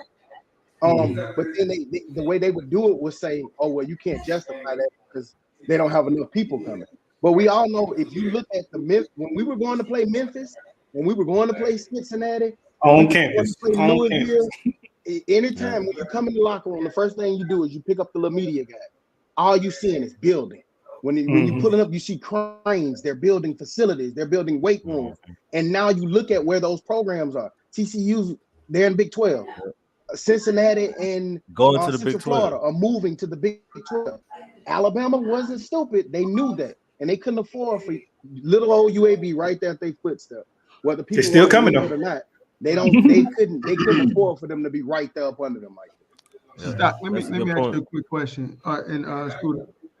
So we had this conversation a lot about HBCUs on our Wednesday show about how, man, you guys, your program was shut down for a couple of years, but like you said, before they even fielded the team, they raised $36 million. Can you explain to us how did that happen? How did they get that body from? Bill Clark. He did a lot of the footwork, a lot of the groundwork. He hung around when somebody else wanted to hire him, and he still hung around because he knew it wasn't right, and we needed somebody like that That's crazy. Yeah, shout out to Bill Clark too, man. Hey, so that man didn't have a team to coach and stayed, bro. He acts like crazy. He did coach one game somewhere else. When they disbanded the program, he was the offensive coordinator for South Alabama in their bowl game. Yeah. Was he like an interim or something like that? Yeah, because they had pretty much hired him. He was going to be the offensive coordinator, but then they started talking about they bringing the program back. And he came back. See you. And to your question, too, a lot of people may not know this, but Birmingham is a huge has a big banking sector and financial sector. The money's in Birmingham. Like if you look around, the SEC headquarters is here, the SWAC headquarters, I believe it's money in the city of Birmingham. You got 1.4 million people right in Metro Birmingham. There's a lot of big business industries. There's a lot of construction. There's a lot of banking. The money is here. The hospital at UAB is rolling in money.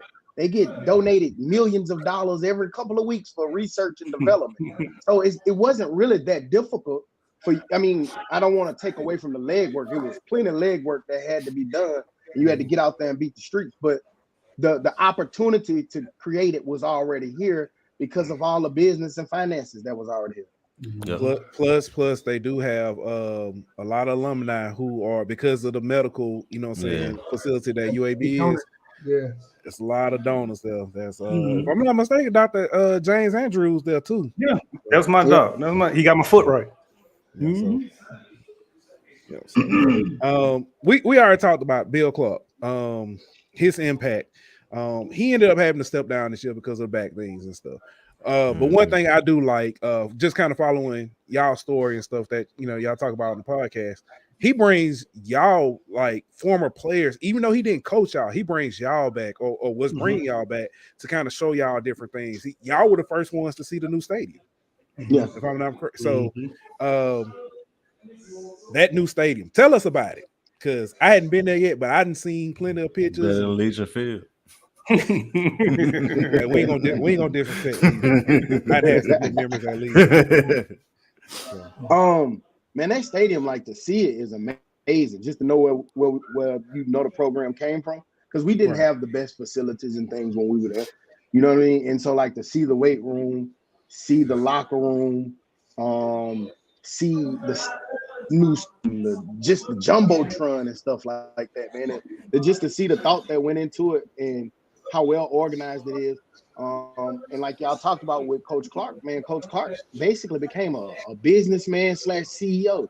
He had to, can figure out how to create tailgating spots to make a better family atmosphere. It was more than just coaching football, X's and O's, and even raising the money. So to see everything that's going on the stadium, man, it's amazing to me, because just knowing where we came from and what the program had to endure just to get those things that they have now it's amazing.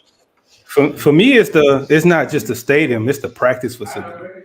I could play a full game at their practice facility and be super happy and fully happy, because coming from where we came from, man, like we come from a place where if it rained outside, we had to go practice in a basketball gym. How I'm supposed to run routes in a basketball gym, man? So them boys, right? You know what I'm saying? So that ain't no realistic look like. So something as simple as that for me. It's that practice facility and the improvement of it. They have an outdoor area under a roof area, which makes it look like an indoor area. And then you can see the whole thing from the building, the weight rooms, the coach's office, the lounges, the meeting rooms, just being able to see stuff like that, man. Like we were sitting 7-8 deep in a little something like a dinner table Whereas now these boys have full rooms, man. So stuff like that, man, just that I can appreciate. And these new coaches, man, they're doing a good job. They really bringing us around. I can't lie. When I was at UAB, like older players would come around, but I don't know how inviting it was. They didn't mind it. But I don't know how inviting it was. They actually invite you there. They want you. They call me too much, actually, but they call you. They call you to come back around, come hang around, come see this, come visit this, come do that, and that's pretty good, man. And when you get there, they treat you like royalty. So I like that, man, and that's something good, and that's something you need for your program and your school to keep going up and keep being better. Yeah. With Coach Clark having to step down and stuff, what is this because I know he didn't leave the program. I mean, I know he's more taking towards his health. What is his role more like now? Man, it's shaky. Like to it's some behind the scenes stuff that everybody not privy to, but gotcha. I don't know. I hate it. I hate that he had to step down to understand the health portion of it. But like everybody kind of alluded to or said, man, to lose a guy who you don't even know if you got a job. You don't even know if they're bringing a program back, but yet you're going to stick around because you have the faith to believe that there is a program coming back. Speaks volume of who his character is. Right. You know, I remember I had a teammate, Zach Woodfin, who played with him when he was the head coach down in Prattville when they won championship. Yeah. And the first time he came, I went and watched practice. I knew it was something, a different bounce, a different edge to him, you know.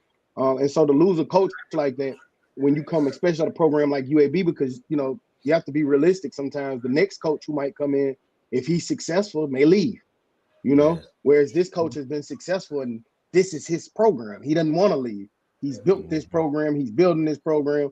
So to lose somebody like that is unfortunate. You know, you hear that maybe he could come back, you know, if his health is better, but then it's like, no, you read that, no, he's gone. We're moving on in a different direction. So right now, we don't really even know kind of how that goes, but just wish the best for him and his family, man. And I just hate to see it, man, because it came as a shock for us. We didn't know, you know, that it was that bad. Right. And it was last minute. I will take him back tomorrow if he's ready to come back. So because I'm so appreciative for everything he's done and everything and the way he led this program into a different direction. It sucks the way it happened. I wish it would have happened differently, but we don't know. We'll see. But I'm pretty sure I think he'll be coaching somewhere. Hopefully it's UAB, but if not UAB, I think it will be. Yeah, but I've heard some Auburn fans who said they'd take him if his health is good enough. But to that point, Auburn getting Dion though. They reached out to him during those years.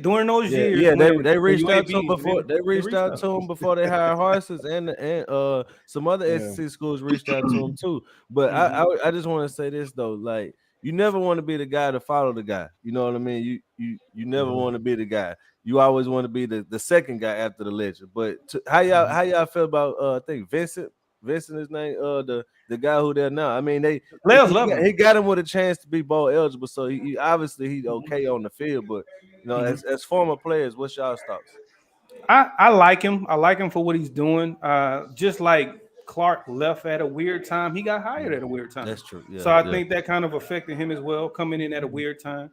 But like you say, he still got us bowl eligible. I would have liked to see us a little bit better, get at least 2-3 more wins a year. But I'm okay with what he's doing. But he does have to have a better year next year. I like him just because he kind of a mirror image of Clark. Like he's super inviting, same. Hey, I want to meet y'all. I want to. As soon as he got in, he made sure that he had a luncheon. Made sure he met a lot of the former players. He's been coaching with Clark for a minute. A lot of the offense has been centered around Vincent, so it's not like it took a step. Honestly, in my head, I had us with all the starters we're returning. I had us undefeated coming to play LSU, and so I do feel like we kind of underachieved in that aspect. But like Hootie alluded to, like you took over in the middle right before fall camp started. That's hard. That's difficult to put anybody in that situation. So you got to think, you got to think about some of that. But I like him simply because he was there. He was been around the program for a minute. He was there around the shutdown time. He understands the challenges already that's there at UAB. And I think if you hire somebody like him, you end up with a coach that's there to build the program, see it into the new conference, and be there for a while to come. versus you go get one of these hot shots, man. They have 2-3 good years, they're out of there. They go into the next with a $10 million buyout. But to the point, I mean, I know you said you had y'all undefeated, and I know everybody had y'all pretty much winning Conference USA this year. But to your point, like y'all, he at least has been competitive. You know what I mean? Y'all been losing close games and stuff like that. So I think honestly, I think the UAB faithful just need to give him a chance. You know what I mean? Because like you say, he came into a messed up situation, and y'all still been competitive. And I know as like Louisiana Tech people around here, they ain't excited about him taking over because they think he gonna be pretty much another Bill Clark and have y'all right back at 8, 9, 10 wins every year. And they think he'll stay there if he starts winning, and he'll be there for 10 years plus. So I think y'all be all right. Yeah, I agree. I'm with you on that one. I really do think that he just need an opportunity and a shot. Give me the mic. I want to say something. Right. Who they got? Dr. Doolittle over there. Hey, so y'all weren't under Bill Clark. Y'all were under Watson Brown. That's Matt Brown brother. Right. If I'm not mistaken. Before y'all got there, if I'm not mistaken, that's who beat Saban when UAB came into LSU, I think his first year. So it was 01, 2000 maybe. 2000. Yeah. But that was y'all freshman year, huh? No, they weren't. No, we weren't there yet. That was like trying to make we already old, cuz don't make us that old. that was like sophomore year of high school. My bad. But okay, so the team this year, we kind of talked about that a little bit. Let me ask this: strengths and weaknesses right now. Run game. I was gonna say, that boy a beast. Yeah. Debo. Yeah, man, like it's nothing to be said. The strength is the running game, man. You put it in that boy hands, he get loose. The second string running back, man, from Mobile, he's pretty elusive and he's not a slouch. But that boy, man, you give him that ball, man, and he gonna make you pay for it. I think right now he's leading the country right now in rushing yards. He's been going back and forth. So that's leading in rushing. He leading in rushing per game for sure. I think 160 or something a game, something like that. Yeah. I like our passing game too, man. When we healthy, our starting quarterback been in and out. He been kind of battling some health. He played last week and looked pretty good, man, in his return. So, I feel like we super balanced, but running game, man, we have to take our hats off, man. They know how to run the ball. Facts. Yeah, man, we got to come in, and for a chance to win, we got to come in and put up at least 250 yards. And I'm saying we, meaning UAB. I don't know. I'm an LSU fan as well, so I don't know what I'm gonna do. I'm probably just gonna go in there wearing blue and cheer up for both teams. And just hope both teams make good plays on both sides of the ball. But of course, the run game. But we're gonna have to see how this run game does against a bigger, a more aggressive, a faster defense than they've seen in a few years. So I want to see. Honestly, I want to see how LSU performs. I want to make sure they don't come out flat. Want to make sure they come out not underestimating this game, not having any fall offs, because that can play a part into when you end up in the future. I hope they underestimate it. I hope they think they're going to come in and blow us out. I wore my shirt just for this. Say loud and wrong. Just for this. He got big prize tag. Hey, look, honestly, Stock, if LSU if they didn't play as bad as they did last week on offense, I would probably say, you know what, I can see it.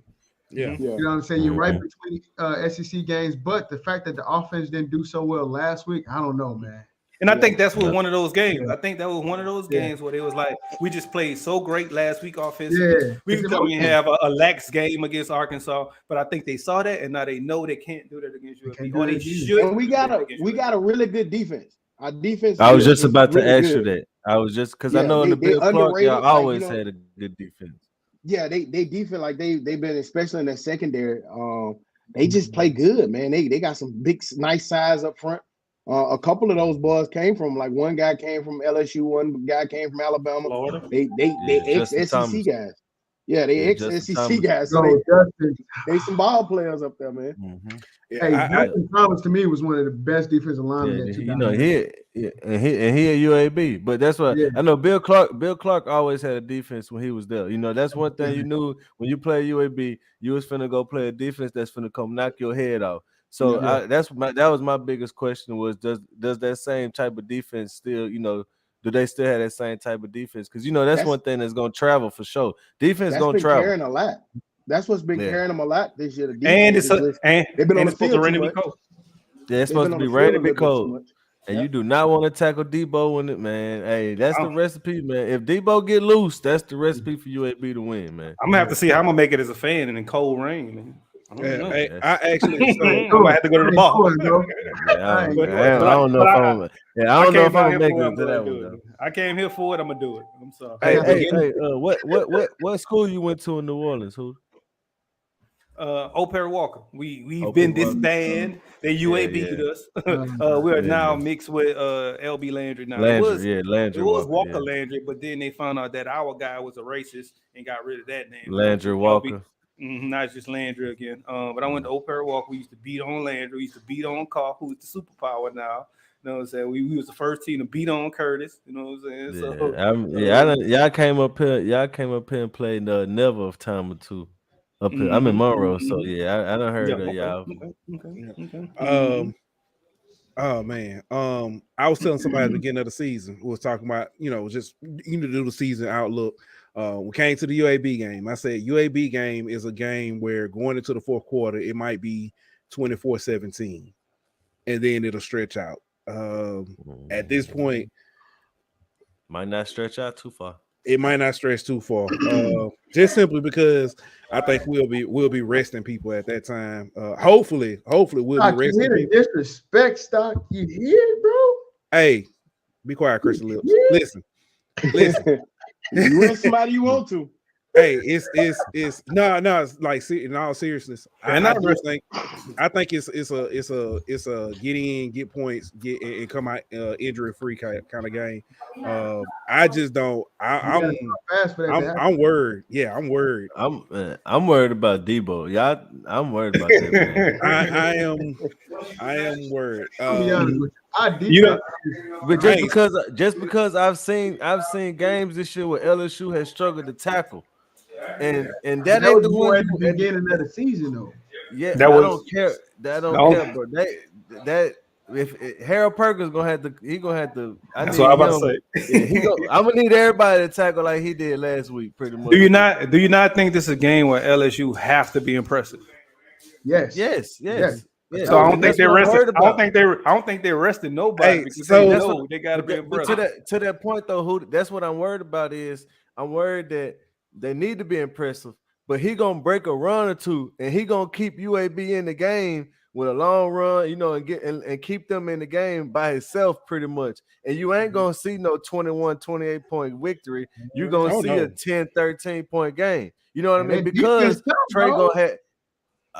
But all it takes is one dude to be out of position and one dude to miss the tackle, and that one right there gonna take it 60. He gonna take it somewhere. I think it's hard for me to. It's hard for me to argue inside because I'm happy with judge because the games that make it hard to judge because both teams have played kind of inconsistent at times. UAB has struggled bad on the road, man. We just haven't played well on the road. In the last game that it rained a little bit, we had a lot of fumbles. And so, like I know y'all, LSU done kind of had a couple of games where they kind of played inconsistent. So I'm curious just to see how the matchup goes. It could go either way, that when you be in these kind of games, you go in there and make a few mistakes, then they up 24-0 on you before you know it. But so we got to come out and we got to play our best game. Because this is not a game UAB can afford to have an okay shaky game and still, if UAB don't have his greatest game or one of his greatest games this year, they're gonna lose bad. Yeah. And they can't have that inconsistent game in this game. This ain't it. So you know what I'm saying? So they got to come in and play. I do think LSU can afford to have one of those type of games and still pull it off and still win that 10 to 13 point game. So I think that this really falls on UAB and how they perform. I'm gonna be honest with you. If LSU wins this game 10-13, it's gonna be a problem. I'm just gonna be real with you. No. He said by 10 or 13, not to If 13. you win this game by 10 points, they gotta win big. In order for them to have a chance at something in the future, I agree. I just don't know how big they're gonna win this game, bro. I don't either. Especially with that rain and cold. I don't either. I've been asking LSU people, man, and he know we had this conversation on the pod. In order for something bigger, what's bigger? Because they ain't going to the playoffs, right? Why they not? Y'all don't believe that. If we win out, why we not? I'm glad I ain't told them. Like if y'all win the SEC championship, yeah. Going to the playoffs. See, it ain't just me, man. It ain't just me, man. Hey, y'all know something fun? Hold up, I got distracted because my boss over here was stealing my candy chains for work. But stop. I've been laughing because we had this. It was about what? We just had this conversation. No, but 3-4 weeks ago, me and Stock, I called Stock. I was like, "Hey, Stock," I was like, "You know something crazy?" I said, "LSU could possibly win out and make the playoffs," and he said, "Dang, it's gonna be messed up when UAB mess it all up for y'all." and I started laughing, but in all reality, it might be though. It might be the case. It could, but in all seriousness, if LSU, because we talked about this a little bit earlier, if LSU wins out, they will have 3 top 10 wins. Nobody else behind them, or even Tennessee in front of them, can say that. Yeah. Mm-hmm. Ohio State and Michigan, one of them gonna have to lose, and neither one of them. Well, maybe Ohio State. Well, Ohio State could be able to say that. Ohio State ain't got 3 top 10 wins. So Michigan and Ohio State play a close game though. But see, they still don't. But Michigan has to win, because if they lose, they is out. Ohio State gonna win by 17, man. Ohio State winning by 17. Michigan's strength of schedule is terrible. Their non-conference is terrible. Like the only good win they would have would be Penn State. Like they have to beat Ohio State, or they out. Here's my thing. This is what I base it off of. Like LSU does have some. If they went out, they got some big wins. But I just feel like, in theory, if they went out and they got 2 losses, really ugly loss early in the season, and they get in, to me, then that's an ugly loss though. That's going to it's time. It's 2013. I don't care. No, he's talking about.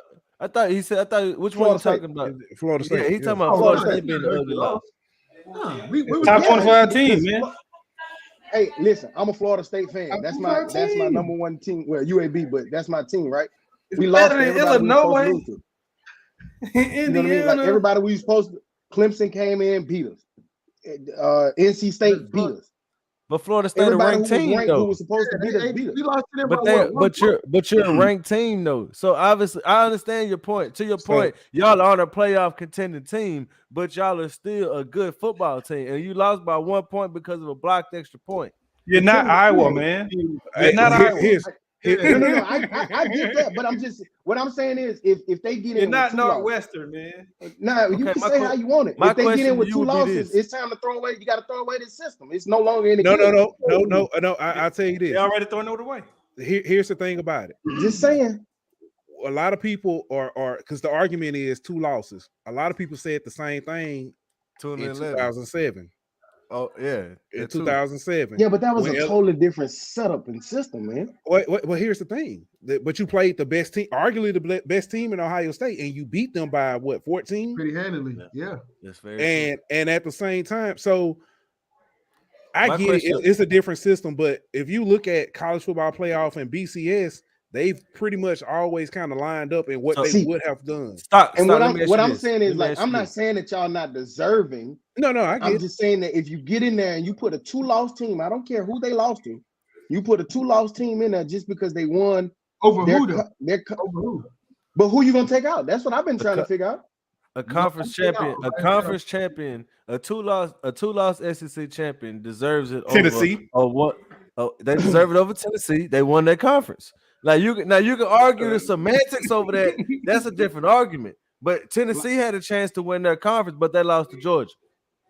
Who was that, man? Was it Missouri or something? I mean, they had like 3-4 losses or something and won the East or some shit. That was Missouri. That was Missouri one year. Right. Like we can't. Like I think sometimes we gotta weigh in the conference. Yeah, but that's different. That's different. Okay, but cool. But Tennessee lost to Georgia, right? And then LSU turned around and beat Georgia. That has to matter for something. Yeah, and when in the year LSU that Missouri had was against Tennessee, wasn't it? Yeah, that's fair. That's fair. But who got the conference championship? Hey, championship was canceled that out. But who has the conference? Who has the conference championship? But head to head, I beat you.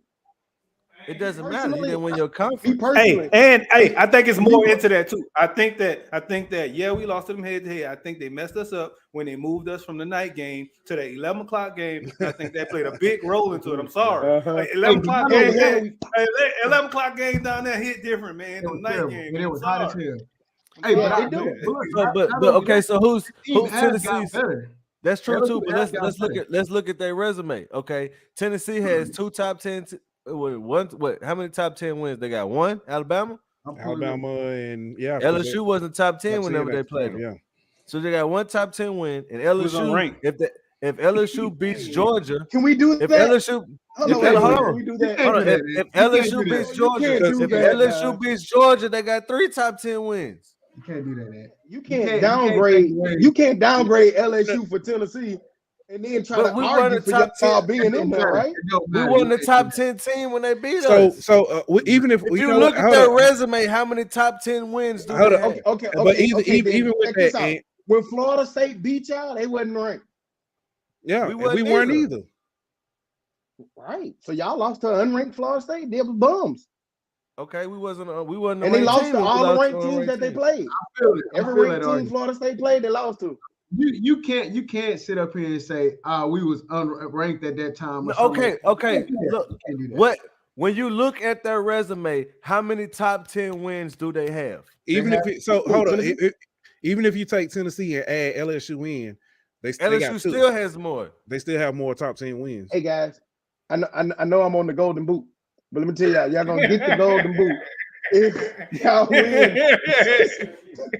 If we beat Georgia, we in. If we beat Georgia, we in. Hey, I think we got to be impressive. Impressive win. We got to be impressive. The way I look at it, if you beat Georgia, you beat the number 1 team. You are deserving at that point. But you have to blow out A&M, and you have to blow out. I'm sorry. You got to beat Georgia. You got to beat Georgia. It can't be close to Georgia neither. It's got to be. You got to beat Georgia by at least. I don't think you got to blow out Georgia, bro. They're the number 1 team in the country. You beat them. No, you ain't got to blow them out. 6 points. I think you do. I think even the field goal. I think you beat them the same way you beat Bama. You good. Well, I tell you what. I get what you're saying because if you blow them out, it helps. It makes it really hard to argue that they're not deserving. If you have to blow them out to say that they're a lock. You know what I mean? Because if you barely beat them, then they're gonna make the argument. Leave no question. If you gotta blow them out, and then they can't argue against you at that point, man. Yeah, right. Y'all get that. Y'all kind of biased around here. Especially with not. I think. I think USC gonna jump us ultimately if they win out. I think they're gonna. Yeah, I think if they win out, I think they're gonna jump us because Pac-12. The Pac-12 ain't never had nobody in there who really had a shot, so they're gonna be desperate to put a Pac-12. Let's go UCLA. And they're gonna say that they more deserving because they only got 1 loss and they avenged they lost. And that's kind of what I was trying to kind of get at. It's not that LSU wouldn't be deserving. It's just that we start putting 2 lost teams in here. It's time to get these. What they're trying to make an 8 or 12 team. It's time to get that tomorrow. That anyway. It need to be that. If you had 8, you could get LSU in as the conference champion, Georgia, Tennessee at large, and then Ohio State or Michigan loser would be in at large. No, that's some good football being played at the end of the season. That's some good football play. This year. This year will be, but the argument they say is then 13 still gonna be argument. We beat LSU last week. Number 9. It'd be like you. it be Clemson saying, you know, we deserve to get in because we only lost to Notre Dame, you know, or something like that. Yeah, they got smacked by Notre Dame. Yeah, yes, they did. Yes, they did. did. All right, fellas, let me go ahead. That one was trash. What stop? Anyway, horrible take. Anyway, horrible take. Hey, I told y'all they was gonna lose to Notre Dame, though. I did say. Yeah, that. you did. Hey, Hootie, stop. So Daniel wasn't with us when we was at we came for swat me today. But I told y'all we can't get right on the show. There you go, right there. Boom. Everybody need one. Everybody needs one. Like Dabo, just because I don't like Dabo. No, that ain't your only bad. You got some. That's not your only bad take. Great takes that when they come back around, they be right. Y'all just can't see. Hey man, listen. The Saints should trade Alvin Kamara. I also said the Saints should have not traded Chauncey Gardner, and y'all was like, "What? What you talking about?" I don't think that was a conversation. Yeah, that was. I think you dreamed that one. I've never met you before, and since we've been on here, you've made a lot of great points. If they put net on you, man, you got to fight one of them. The person that they're trying to put on fightable. It's fightable. It's fightable. That's a fightable. That was crazy. All right, before we get up out of here, score prediction. In the rain. In the rain. In the rain. I'm going 31-17 LSU. 27-14 LSU. Yeah, I'm gonna be like 31-14. I'm somewhere in there. Who? 31-10. I'm gonna go LSU. Oh, okay. It's UAB 0-4, 0-5 on the road this year, man. It's hard. That's true. It's hard, man. No, fuck that. I changed my mind. 24-27. Nah, we got it on the hey. Y'all look at my helmet in my case. I will put that bitch on. Put it on? Hey, hold up. We gonna hey, I'm gonna get to that in a second. I just want you to know, stop. After we go live and stuff, before it go on YouTube, I'm gonna edit that part out where you change the score, and I'm gonna send it to all your former teammates. But nah, I guess I'm last. I'm gonna go 35-21 LSU. I think 38-10. 38-10. Okay. Chris say 42-10. I think that weather gonna mess with that offense a little bit, man. Yeah. I think we get a 42-10. Come on, Chris. I think we get a defensive touchdown. That's the only reason we get 35. The real question: how many yards does McBride have rushing for UAB? 97. I think they hold him under 102. 97. I'm gonna go 90. Oh, he say UAB will not score. Ooh, I'd be impressed. If that happens, I'd be very impressed. Oh, man. That's disrespectful. That's disrespectful right there. Has LSU held anybody scoreless this year? No. Nope. Yeah, almost. Yeah, almost. New Mexico State. Southern. They did hold New Mexico State scoreless. New Mexico State. I mean, not New Mexico State. New Mexico offensively, we way better than that. Ain't that the same New Mexico State? They ain't won in like 5 years or something. Yeah, I don't remember. No, New Mexico. They won. They won the week after we played them. New Mexico. Never heard who they beat. Exactly. UAB. No, I was just playing. Bishop State South. Right. They beat Bishop Sycamore. Yeah. Bishop Sycamore A&M. They probably would have. Now LSU would have went scoreless in the Southern game. But a certain quarterback that everybody wanted to see. Chill out. Threw a pick six. Wow, bro, you so petty, bro. Call me what you want. Did I lie? New Mexico State was 2-0. Or New Mexico. New Mexico State. New Mexico was 2-1 when we played them, and they 2-7 or something like that. Oh, here you go. Oh, yes. It don't matter. They were still trash.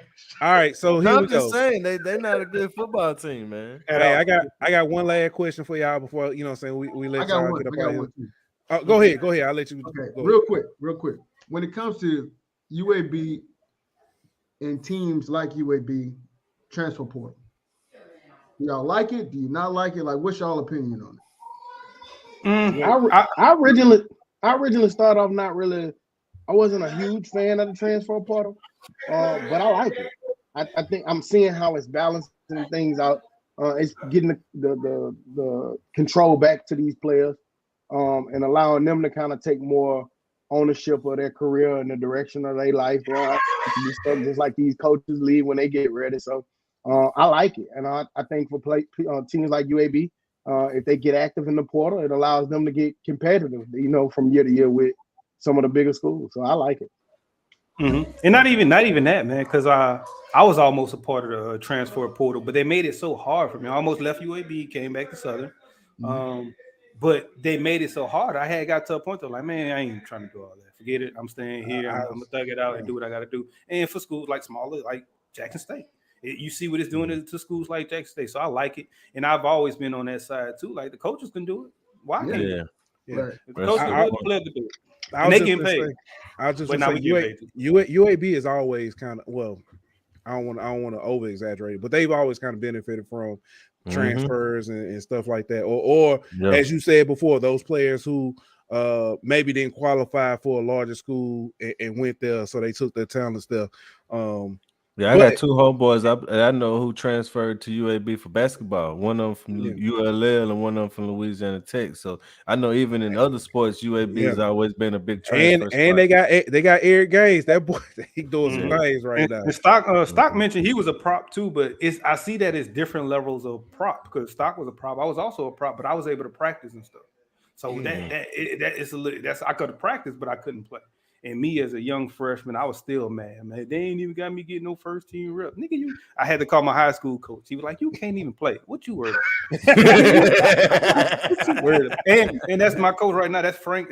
He's actually Frank Wilson. He's the running backs coach at LSU now. Okay.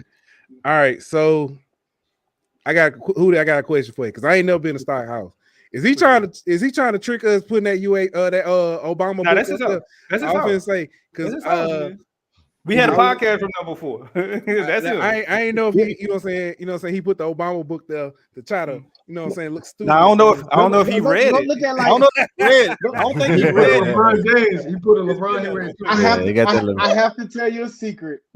You're right. I didn't read it. It's a picture book. It's just pictures. Hey, I'm gonna tell you a secret. At the end of Obama book, it's nothing but pictures. It's like 20 pages of pictures. I tell everybody all the time. I was like, I said, man, the Obama book is the longest book I ever read. But I don't tell everybody that the last like 20 pages is nothing but pictures. I just tell them it's the longest book I ever read. Now that's legit. That's legit. A portrait. It's a portrait book. So it's like literally like all of his, like him and Michelle, or him getting on Air Force One. It's just a whole bunch of powerful pictures. Gotcha. Hey, let me ask y'all one random question since we're talking about UAB and y'all new stadium. Like, have y'all ever thought about y'all seen what the Carolina Panthers did last year with that holographic panther that jumped around the stadium and stuff like? Why y'all don't get a holographic dragon that blow fire and all that and have it, bouncing around the stadium or something like that? I'm gonna take that to the review board. You know what I'm saying? I like that idea. I'm gonna take that to get a holographic Mike the Tiger. We got a real Mike the Tiger, bro. Like they can't get come in the stadium. That's Peter. You gotta talk to Peter about that. But if like what they gonna do? Go get a Komodo dragon or something? I mean, like they can't get a real dragon, but they we can holler at Game of Thrones. Get some CGI from them. You know what I mean? Yeah, that'll be dope. Like when y'all. When the players run out to have the dragon like right there, y'all run through the fire or something, man, that'll be dope. It's gonna be hard running through fire. At one point, them people was really talking about getting a Komodo dragon. They was like, "Nah, you can't." Y'all know that. I heard about that. I heard about that. Hey, hold up. They said, "What happened if you get loose on the side?" Whole team messed up. Hey, I just want to. Hold up. Chris say a team with an unrealistic mascot never scared me. Chris, Rice scare you. Right, hey, rice only be potatoes depending on the dish. Rice. Rice only be. Hey, you can't say that. You can't say that because Troy beat us. How you said unrealistic mascot? UAB beat LSU before. True, bro. That is very true. Stop. I don't know what's wrong with you, man. But Hey, he was like you making us Christians look bad. He was like 2 when that happened. He gonna grow up today. Chris, man. Oh, y'all don't like that? That's player, man. If you didn't have a picture in the 80s with them socks pulled up, you ain't player. Wait, what you talking about? Oh, the baby picture. Okay, bet. Oh, who messing with your baby picture? No, they're talking about the black and white picture in the back of them. That's what they're talking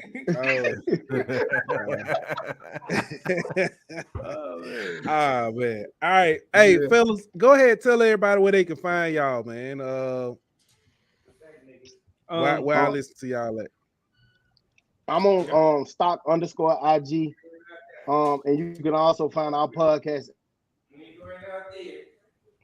You're freezing up, man. I got you. Go on, be quiet, man. The Dummies Podcast. I got a shirt on, man. You freezing up over there with your bad Wi-Fi. But the Dummies Podcast is on everything, man. Google, Spotify, YouTube, Apple. It's on everything. So find us on there. Also Instagram, Facebook, those things too. I am Scooter. It's Scooter on Instagram. SCOOTA. It's like 4 or 5 A's. You put it in, you'll see me on there.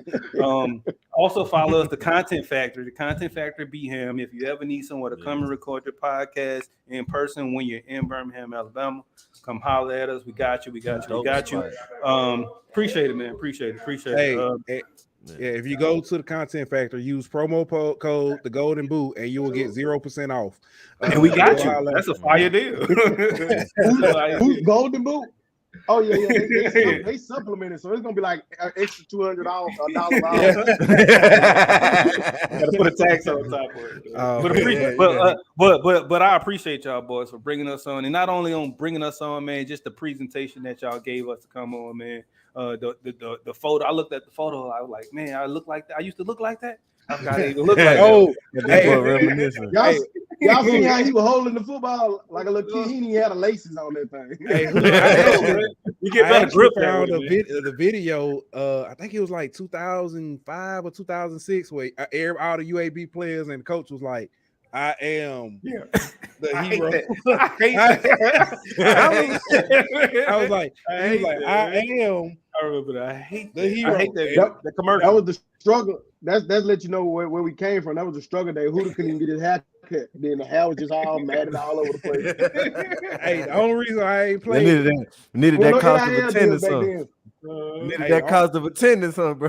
You're right. Exactly. Hey, the only reason I ain't playing because they had a video of them beating LSU in the beginning, and I didn't need that badge this week. I ain't need that badge. You just said it though. You just said you were doing the reverse. What is called Hootie? The reverse rubbing off on him. Look at him, man. Come on, But ladies and gentlemen, that was Stock and Hootie from the Dummies Podcast. Thank y'all for coming on, man. Thank y'all, man. Again, like Hootie said, appreciate y'all for having us on, man. Love everything that y'all doing. And it's an honor and pleasure to be on y'all platform. To all y'all listeners, man, thank y'all for letting us share y'all platform with y'all people, man. Look us up, follow us. All right, there you go. Appreciate y'all for coming, bro. Have a good one, fellas. Check them out at the Dumbest Podcast on everywhere you can find your podcast. So, all right, fellas. And if you ever in Birmingham, look up the Content Factory, man. They will take care of you. They would, man. Great spot, good people, man. It's vibes all over the place, man. Make sure y'all check them out, bro. They took care of us when we was down there for Swag Media Day. Yes, they did. All right, we got I guess a few things knock out before we get up out of here. Lane Kiffin to Auburn rumors really starting to heat up. Thoughts? Yeah, I think it might be really possible. Yeah. I think if Ole Miss doesn't announce that he signed the contract that they offer him by like this week. Yeah, I know, but they need to announce. Oh, you talking about Ole Miss? And Ole Miss. If Ole Miss doesn't announce that he's signed that contract they offer him by like this weekend or like early next week, I think he gone. Yeah. All right. SEC talk about possibly getting rid of the divisions and just having one division. I don't like it.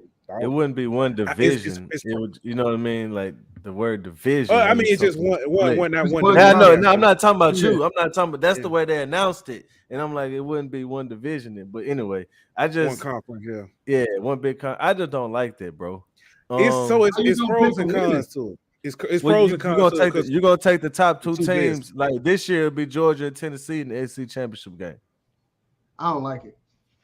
So it's pros and cons to it. I don't like it because there's no way that you can keep permanent. You know the rivalries that you have, unless you because how you gonna do it? You gonna keep Florida, LSU? You gonna keep Alabama? Like what are you gonna? Or are you just gonna rotate your conference opponent every year? And if that's the case, what happens whenever somebody has to play Georgia, Alabama, Tennessee, and Florida in one season, and other people play Missouri, South Carolina, you know what I mean? Like it's not like it works in the Big 12 because they got 10 teams. You play 9 games. Everybody play everybody. Yeah, I thought it was some pros and cons to it at first, and I had them in my mind, but I can't think of what they is right now. So I'm just letting it go. I don't like it. I don't like it, bro. I say do the pods, but I'd rather have the pod system. All right, same. Big games this week. Let's go ahead and knock them out. Do it. USC, UCLA. Let's go DTR, baby. UCLA. I got UCLA too. That's some. Watch, we all look crazy. I'm gonna go USC just so I'll be the one. All right, TCU Baylor. I'm gonna go first. Baylor. I mean, TCU do one. I'm going Baylor. I'm going TCU. I don't know if Baylor got enough. I don't think so. I think Dave TCU loses next week though. Who they got next week? Iowa. Who? Iowa. Iowa State. Iowa State. Mm-hmm. Oh, okay. Nah, that Iowa State worse than Baylor, I think. Yeah, I think they are too. I think if they lose, it's the Big 12 championship game. All right. Ole Miss, Arkansas. Ole Miss. Yeah. I don't know. Is KJ playing? KJ's supposed to be back. I think he's supposed to be back. It does. I think he makes a difference. I think with that and with the Lane Kiffin stuff, how good does Ole Miss come out? I still think Ole Miss is gonna win, but I think it could be a lot closer than we expect. Mm-hmm. All right. Well, Lane Kiffin rumors were swirling last year at the end of the season by him possibly coming to LSU too. Yeah, and they performed like very well. Yeah, that's true. Like this. That's true. Okay, State OU. Wait. So, what was our predictions for Ole Miss, Arkansas? I'm still going with Ole Miss. I just think it's closer than we think. You going Ole Miss, Pooh? Mm-hmm. Okay. All right, yeah, Ole Miss. All right. Okay, State OU. Okay, State. Yeah. I don't know, man. Yep.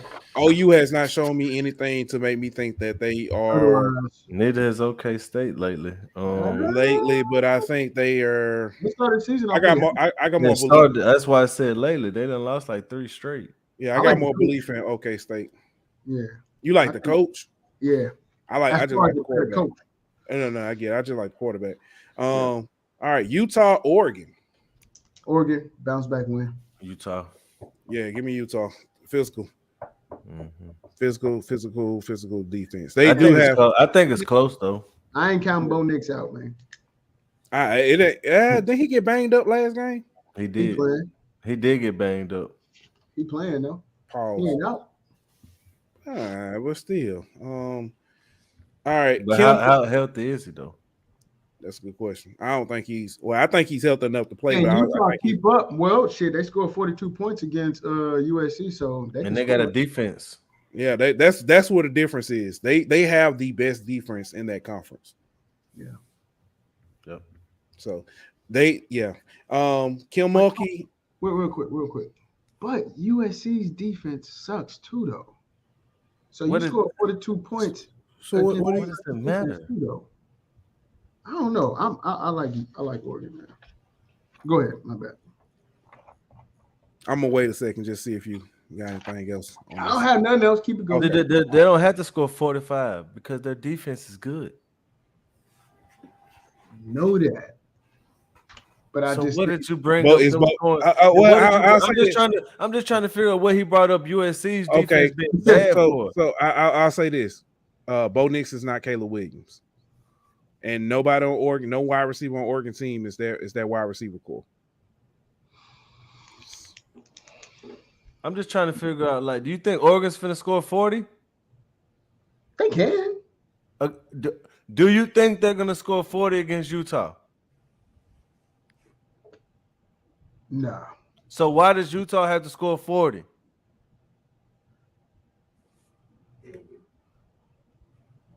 I'm just trying to see why you brought up USC's defense and Utah scoring 40 against a bad defense. They're not gonna have to score 40 against Oregon.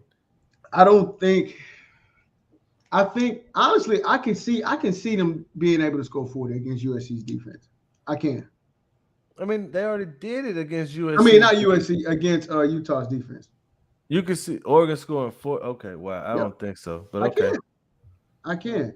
And I think it will be a shootout. I don't. I definitely don't see that happening. I think so. It'll be a back and forth game. It won't be a shootout because I'm thinking it won't be high scoring. I think this game's in the high 20, low 30s. Yeah. So, all right. Speaking of shootouts, bad phrasing. With stuff going on. Speaking of putting up points, Kim Mulkey and the women's basketball team has been blowing everybody out, scoring 100 in every game they've played thus far. Is it fool's gold? Nope.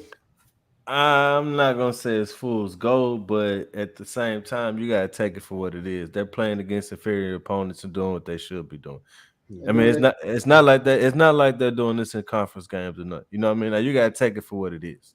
Look, I've already told y'all, Kim Mulkey's winning it all this year. So this is what you're gonna see. They ain't gonna be beating everybody by this much, but I think this is a really good basketball team. Oh yeah, definitely. But at the same time, you gotta take it for what it is. They're playing inferior opponents right now. Yeah. Okay. That was my thing. They played against Houston Christian, which used to be Houston Baptist. Mm-hmm. They aren't a bad team per se. And when I say this, they meaning LSU, they did not look as crisp, especially to start that game. But then they finished out very strong. I just and when I say fool's gold, I don't expect them to. I don't know if they're really a high scoring team or if they're just. Don't know. Yeah, so it's. There's no way to judge based off who they're playing. Right, I really do think they're gonna make some noise this year though. Just definitely. because of what they did last year. It's just I think they're a better team this year than they were last year. Fair. But at the same time, I still think you have to be realistic about what you've seen so far, and you've seen them play teams that aren't gonna can't give them a challenge right now. Yeah. All right. But shout out to the men though, man. They just had a big win. Yeah, they did. All right. And with that, that's it, fellas. Anything else we want to bring? Hey, thank you to Dummies Podcast, man. Thank you, Stocky and Hootie, man. Great conversation. I learned a lot about UAB, especially like just doing the research for this game. Like I remember watching because we played together in high school. We were on the same team in high school. I remember watching him play against Oklahoma, and that happened. I didn't remember like that season and the seasons before where they had those wins and stuff. So, but it does put a lot of things in perspective, though. So. Yeah, and I just want to say this real quick before we end it. Like, I know it's UAB, and I know a lot of people aren't going to really, put a lot of stock in it. But this running back we playing is literally going to receive votes to be the Doak Walker running back of the year. Like he's literally that good. So like make sure y'all tune in and actually watch because he's gonna be playing on Sundays.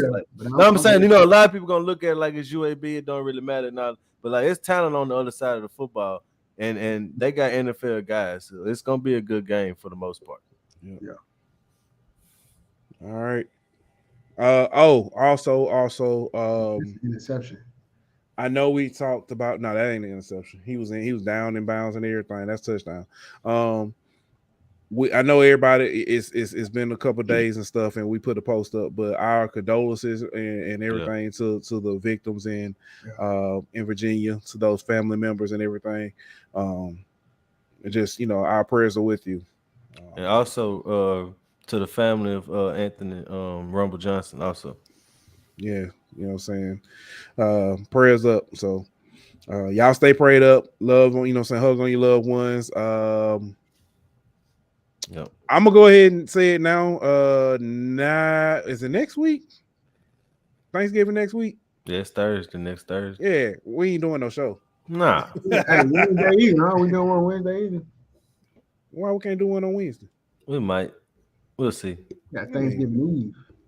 So you ain't cooking? I'm cooking a turkey. What? I feel sorry for your family. Boy, y'all don't know. That boy finna go buy a turkey for somebody. Then you gonna go buy a turkey and take it to somebody. Hey, you better ask me how to cook. I ain't just handsome. I know how to cook too. Well, you ain't that neither. Shit. You definitely lied. You definitely lied, boy. Well, then you ain't neither. Ooh, boy, you hate it. You need to leave. Be hating on me. All right, hating on me. Don't forget to like, follow, and subscribe on Twitter at Golden Boot.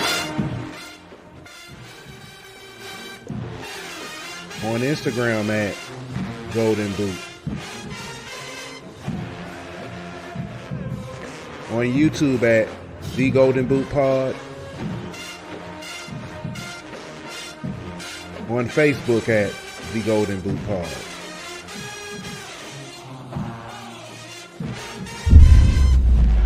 Golden Boot!